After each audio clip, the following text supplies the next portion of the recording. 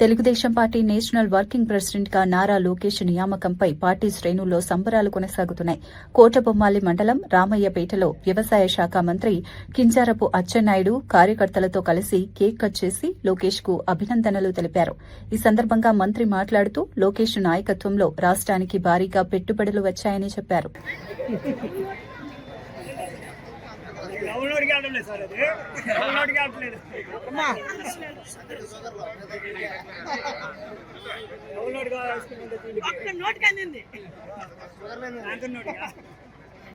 ఈరోజే తెలుగుదేశం పార్టీ జాతీయ అధ్యక్షులు శ్రీ నారా చంద్రబాబు నాయుడు గారు లోకేష్ బాబు గారిని తెలుగుదేశం పార్టీ జాతీయ వర్కింగ్ ప్రెసిడెంట్ గా అనౌన్స్ చేశారు. నారా లోకేష్ బాబు గారికి హృదయపూర్వకమైనటువంటి అభినందనలు తెలియజేస్తున్నాను.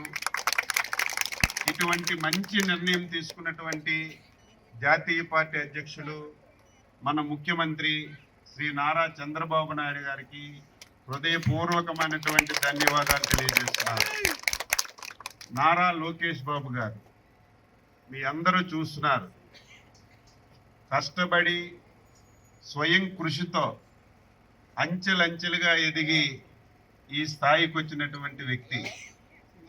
ఈ రాష్ట్రం స్తబ్దతగా ఉన్నటువంటి పరిస్థితిలో గత 5 సంవత్సరాలు అరాచక పాలన జరుగుతున్నటువంటి పరిస్థితిలో యువగలం పాదయాత్ర ప్రారంభించి ప్రజల్లో ఒక చైతన్యాన్ని తీసుకొచ్చి గ్రామ గ్రామాన తిరిగి సమస్యలపైన అవగాహన చేసుకొని ఎదిగినటువంటి నేత మన నేత శ్రీ నారా లోకేష్ బాబు గారని హృదయపూర్వకంగా తెలియజేస్తున్నాను.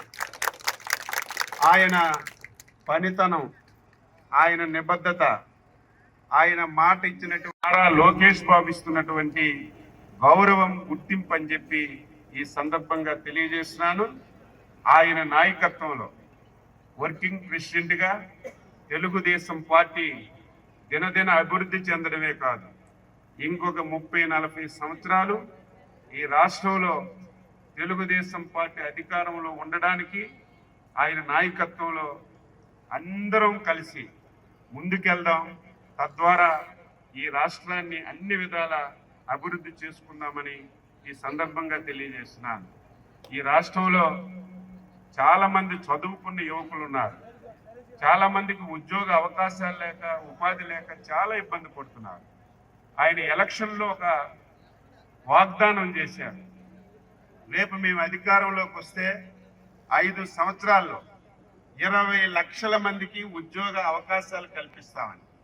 ఆ దిశగా 22 మాసాల నుంచి రాత్రింబవళ్ళు రాష్ట్రంలో, దేశంలో, ప్రపంచంలో తిరిగి 20 లక్షల కోట్ల పెట్టుబడులు ఈ రాష్ట్రానికి తీసుకొచ్చినటువంటి